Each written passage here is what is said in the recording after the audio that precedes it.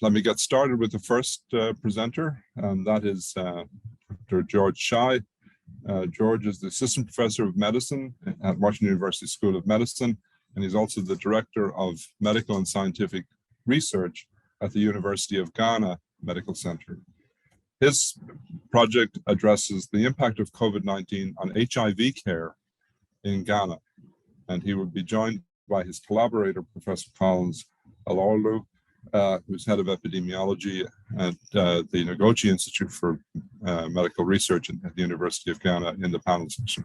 So George, welcome. Yes, thank you very much. Yeah, so we in Ghana were very happy to have the opportunity to do this research at the University of Ghana Medical Center and also at the Kolebu Teaching Hospital. So the collaborators for this are Dr. Victor Davila Roman, who is at Washington University. And then in Ghana, I have Prof. Collins Aholu and Dr. Peter Popolampo, who collaborated in this study. Okay, so HIV is a huge problem in the world, as we all know. I'll just go over what pertains in Ghana.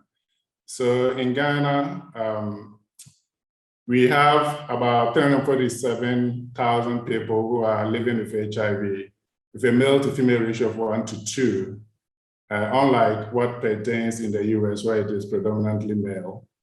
The national prevalence is around 1.7%, which is much lower than other parts in other parts of Africa. And HIV disproportionately affects the poor.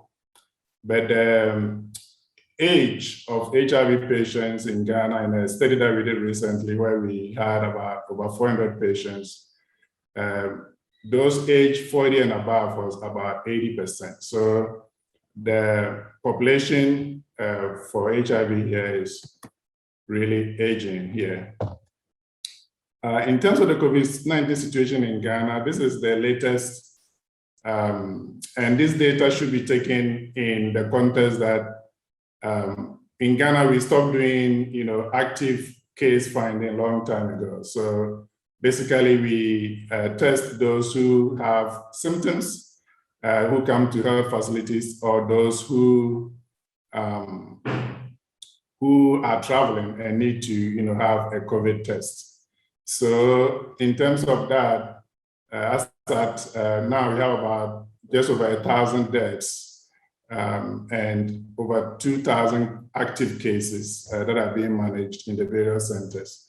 In terms of vaccination, about 2 million people have received their first dose.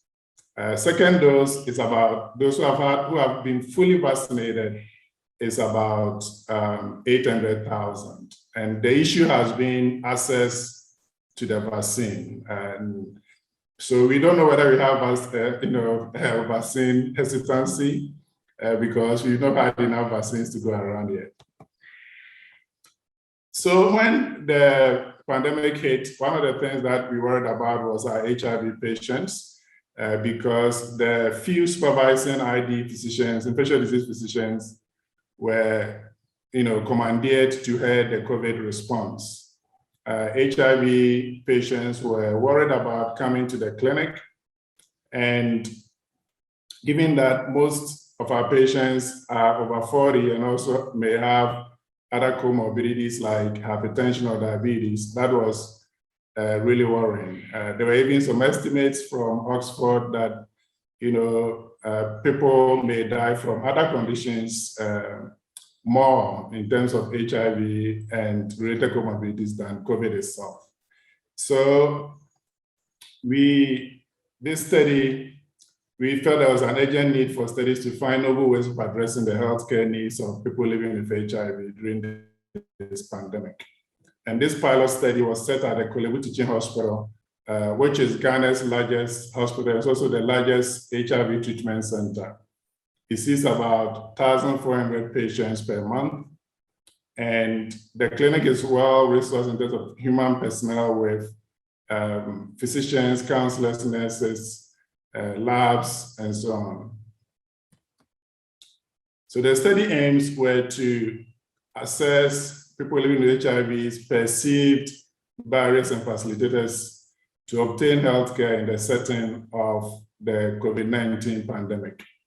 So in terms of frameworks, we use the consolidated framework for implementation research, and we conducted semi-structured interviews for 59 stakeholders, including 40 people living with HIV and 19 caregivers, to identify factors that promote or impede clinic attendance during the pandemic.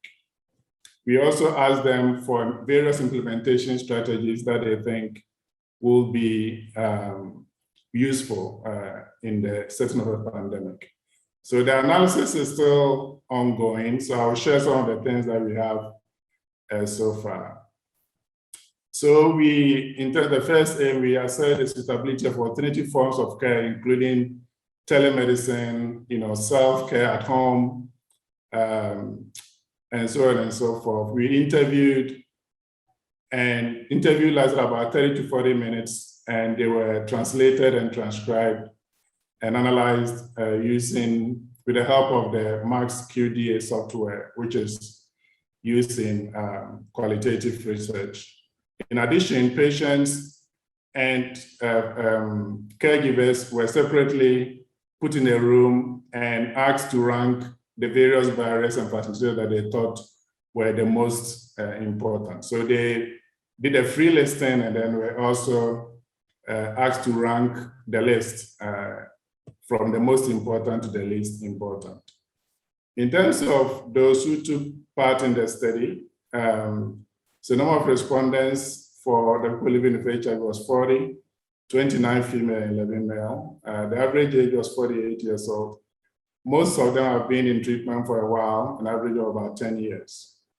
In terms of the caregivers that we interviewed, we had 1 consultant physician, 5 nurses, 4 counselors, 3 pharmacists, and 5 others, which included researchers in the clinic and also lab technicians. In terms of how COVID had affected the HIV clinic services, the participants said changes that they've observed include, or that bothered them include the fact that basic clinical assessments like weight and blood pressure had been halted. So these were not being checked anymore during the pandemic. Also, physician consultations for most patients have been suspended. So only those who come in as sick or actively sick will be seen by the doctor. So most patients are actually coming in to get their medication refill. And so they come in, they show their folders, and they go to the pharmacy to get their refills. So if they are not sick, as in actively sick, they are not evaluated by the physician. So you can imagine what this means for those who have diabetes and other things, and also for those who may have developed new comorbidities during the pandemic. On the flip side, the time spent to access care has significantly reduced. So before the pandemic, patients would spend about 4 hours in clinic, whilst now they spend just about 2 hours. The clinic had encouraged patients to access care in relatively closer health facilities, especially for their comorbidities, but most patients refuse this because of issues with stigma. So how did patients perceive some of the proposed solutions that we interviewed them about? So when it comes to self-care, majority of the patients were willing to learn how to manage their blood pressure and blood sugar levels, how to check for them at home. When it came to drug delivery and home service, patients were not very enthusiastic about these services, even in the face of a pandemic, because they felt that the presence of healthcare workers in their homes will bring attention to them, and people will get to know about their condition. So most of the issues that patients really talk about was because they they were really concerned about stigma. So stigma, when it comes to HIV, is still a huge issue. So, and in Ghana, most patients will live in what we call compound houses, where you have people renting rooms in the same house. So they didn't want people showing up as healthcare workers, and therefore they were not very enthusiastic about people delivering drugs or home visits or even phone consultations and things like that.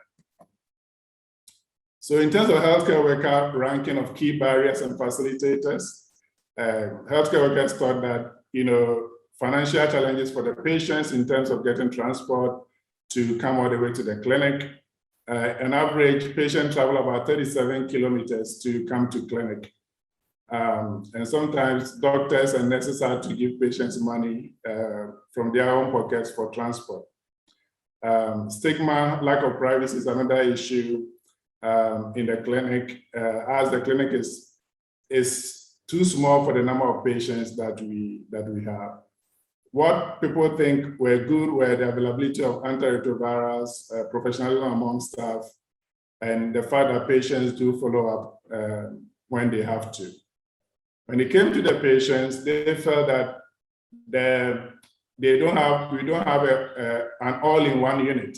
So the unit where they see the doctors is different from, say, the pharmacy. They have to walk quite a distance to go to the pharmacy on the same campus. They felt that if we had a unit that had all the services at the same place, that would be much better for them in terms of convenience and also avoiding meeting people that they didn't want to meet. So in summary, the caregivers and patients agreed that COVID-19 had not affected antiretroviral therapy availability or adherence. They thought that they were still taking their medicines. There were times when there were stockouts, but stockouts are not new. They happened before COVID. What they worried about the most was that physician review of the patients is significantly reduced, putting those with all their new comorbidities at risk. Pandemic-related solutions that could be easily deployed, say, in the US and other places, may not work in Ghana, given patients' fear of stigmatization. And the study highlights, most of the problems that we already know persist in Ghana. So with that, I will acknowledge our collaborators and data collectors and our patients and hand it over to them.